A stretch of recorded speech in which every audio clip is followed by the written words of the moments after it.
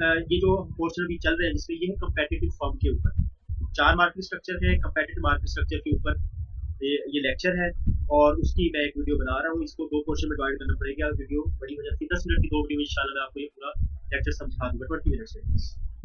अच्छा, अभी आप ये कंपेटिटिव फर्म का पहला जो ग्राफ आपको नजर आएगा वो 22 लेक्चर बुक के अंदर है, उसमें 22 लेक्चर के एंड में बिल्कुल दिया हुआ है, लेकिन ये 23rd लेक्चर में एक्सप्लेन किया हुआ है।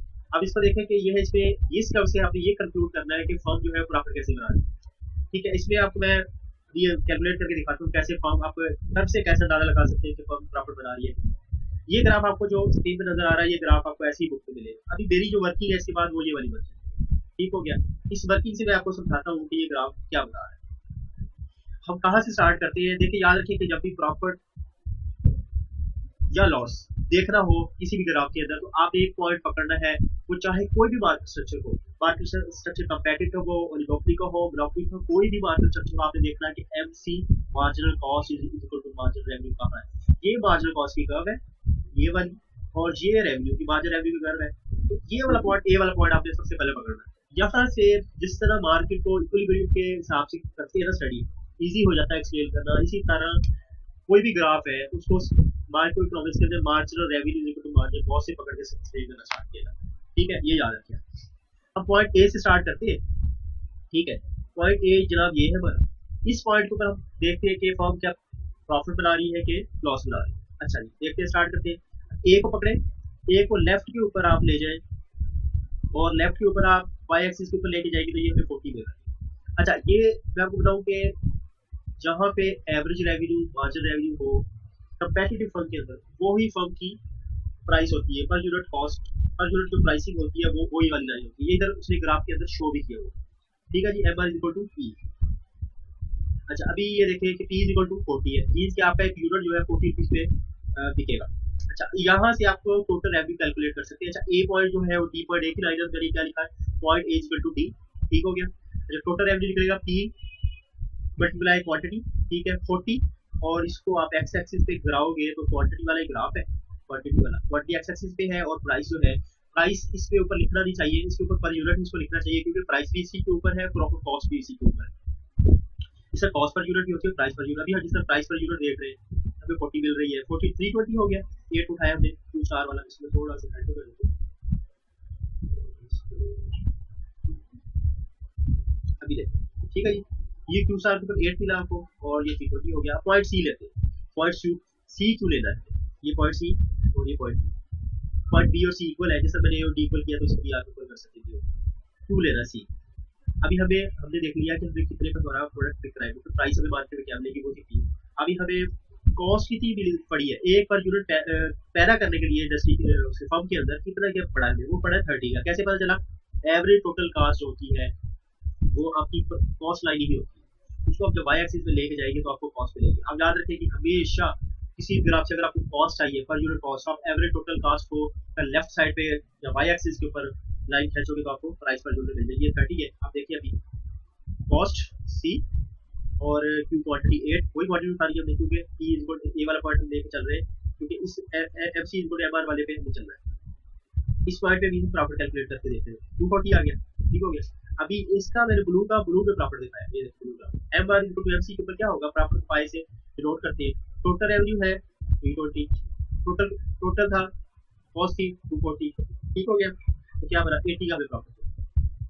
अगर याद रखें तो M C equal M R है, इस पॉइंट से आगे चले जाए ग्राफ के अंदर, मीन से ज्यादा क्वांटिटी प्रोड्यूस करें या इससे कम क्वांटिटी प्रोड्यूस करें, दोनों केस में आपका लॉस ऑफ प्रॉफिट होगा। मीन का मैक्सिमम प्रॉफिट आपको M C equal M R पे मिलेगा, लेकिन अगर आप क्वांटिटी से कम प्रोड्यूस करते हैं फिर आपका प्रॉफिट कम हो जाएगा, इससे ज्यादा प्रोड्यूस करते हैं तो आपका प्रॉफिट कम हो जाएगा।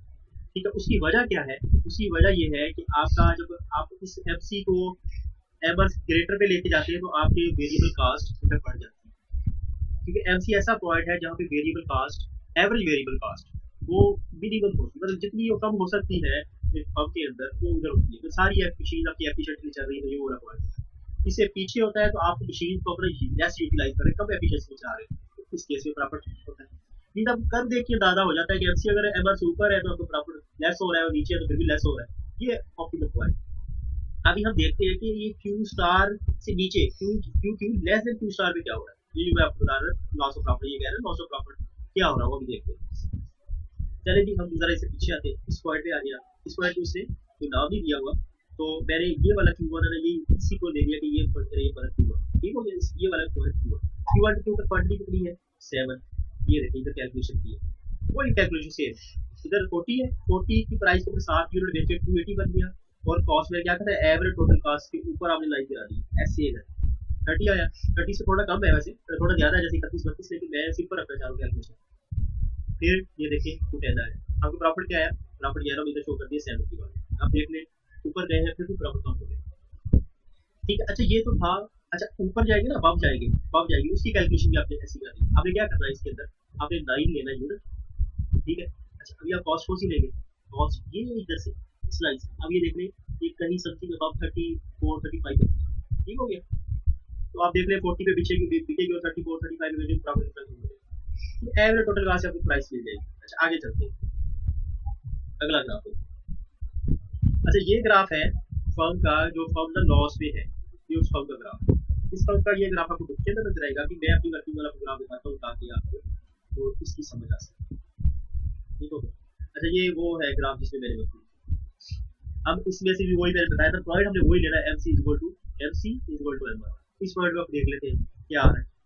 अच्छा इसके अंदर ना इसमें क्वांटिटी शो नहीं की, जो आप बुक के अंदर आपको ग्राफ मिलेगा उसमें क्वांटिटी और प्राइस शो नहीं की, मैंने अपने वो उसी पिछले ग्राफ से ही कंक्लूड करते हैं, ये क्यू स्टार था 8 था, पिछले ग्राफ में मैंने इधर 8 ले लिया, मैंने क्या था एवरेज टोटल कास्ट क्या करनी है, आपने प्राइस एवरेज टोटल कास्ट निकाल, ये देखिए मार्जिन रेवेन्यू ये है, इस कवर से अगर ऊपर है average total cast definitely price से ऊपर ही होगी, डी हमारा 40 है, डी हमारा 40 है, पिछले ग्राफ से मैंने ले लिया, आपके ग्राफ में भी लिखा नहीं हुआ, ठीक है, इसके ऊपर अब उसके ऊपर रखा मैंने 50 ले लिया, कैलकुलेशन को सिंपल, अभी आप कैलकुलेशन टोटल रेवेन्यू आपने करना है, टी कितना 40 प्लस 8 320 टोटल कास्ट है, और 20 वो क्वांटिटी वही 8 और कॉस्ट कितनी है 50 40 क्या नाम है 400, और ये आपका लॉस जो है ना, ये सॉरी मिस्टेक है, ये 80 आ है आपका लॉस 80 है। अच्छा और इकोनॉमिक्स के अंदर या इकोनॉमिक्स के अंदर या फाइनेंशियल जितने भी मैटर्स है, अकाउंटिंग है, बिजनेस फाइनेंस के जितने भी फाइनेंशियल अकाउंटिंग के या फाइनेंस के जितने भी सब्जेक्ट उसके लॉस जो है ना उसको ब्रैकेट में शो किया, ठीक हो गया। अच्छा ये इसको मैं आपके, अच्छा अभी ये हो गया, अभी इसकी कैलकुलेशन देख लें, ये लॉस में जा रही है, ठीक हो गया। अच्छा अभी इसमें ये क्वेश्चन पूछ रहा है, ये मैं आपको एक्सप्लेन करना चाहता हूँ, कह रहा है would this producer continue to produce with a loss. अच्छा ये बड़ा क्वेश्चन इंपॉर्टेंट है कि अगर $80 का लॉस कर रही है तो क्या उसको बिजनेस में रहना चाहिए कि नहीं, उसको बिल्कुल रहना चाहिए, क्यों रहना चाहिए, उसकी वजह ये है कि जब तक आपकी ये प्राइस लाइन है, मार्जिन रेवेन्यू वाली जो लाइन है, ये इसमें प्राइस लाइन है, एवरेज वेरिएबल कॉस्ट ऊपर है तो बिजनेस में कम रहेगी, इसकी वजह यह है कि उसकी एवरेज वेरिएबल कॉस्ट का कुछ पोर्शन और फिक्स कॉस्ट का टोटल पोर्शन कवर हो रहा है, ठीक है, तो इस वजह से वो बिजनेस में रहेगी। अच्छा अगर ये पॉइंट है, अगर ये वाला पॉइंट हो प्राइस वाला, अगर प्राइस आपको डी की बजाय 40 की बजाय ये वाली प्राइस मिले, फिर क्या होगा, फिर ये होगा कि इसका चलो मैं हाफ कर देता हूँ 40 है या तो इसमें 20 ये 20 है, ठीक हो गया। अच्छा जी अभी मैंने इसके अंदर वैल्यू भी डाल दी है और ये इसको मैंने इसको 80 को भी करेक्शन कर दिया। अभी वो कह रहा है कि अगर आपकी प्राइस जो है मार्केट के अंदर आपको प्रोडक्ट बिक रहा है 20 पे और पहला कितने पे हो रहा है 50, तो कह रहा है आप मार्केट आप उसको क्या करना चाहिए।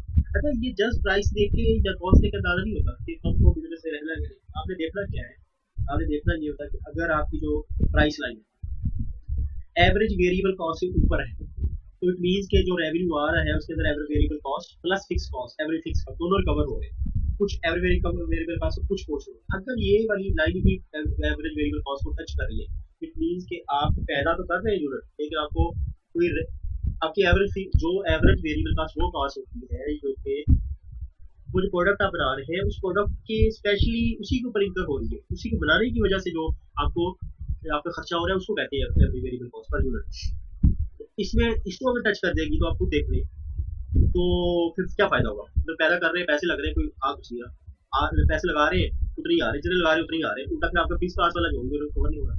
तो इस केस में क्या होता है अगर एवरेज वेरिएबल कॉस्ट इक्वल हो जाए प्राइस आपका रेवेन्यू, तो फिर आपको क्या करना है, आपने फर्म को शट डाउन करना, तो आईडी के ऊपर शट डाउन का सोचेगी फर्म कर देगी क्योंकि उसकी फिक्स कॉस्ट सिर्फ उसको लॉस आ रहा है, इसके ऊपर फिर भी वो कोशिश करेगी कि हम प्रॉफिट करना चाहिए, ठीक हो गया जी। दो ग्राफ आपको मैंने अच्छे से एक्सप्लेन कर दिए, तो उम्मीद है कि इस पे आपको परेशानी नहीं होगी।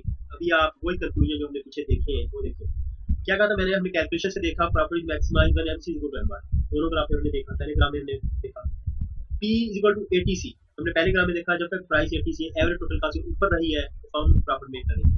अच्छा दूसरी हमने एक लाइन भी देखी थी कि प्राइस जब greater than average variable cost है लेस देन दी एटीसी से दी firm should produce at loss, ये लॉस में होगी लेकिन बिजनेस में रहेगी। अच्छा ये आखिरी जो सेकंड ग्राफ हमने देखा प्राइस इज एवरेज जो जब टच करी मैं आपको ये पी लेस देन एटीसी के दिखा देता हूं एक बार हम पीछे ग्राफ में जाके ये वाला तो ई वाला पूरा ठीक है ये वाला पूरा less than ATC the firm should shut down, इसका शट डाउन कर देंगे। चलें जी अभी जो है ना सेकंड वीडियो में आपको बाकी का ये लेक्चर एक्सप्लेन करता हूं। उम्मीद है कि दो को भी आपको कोई कंफ्यूजन नहीं होगी। चलें जी ओके।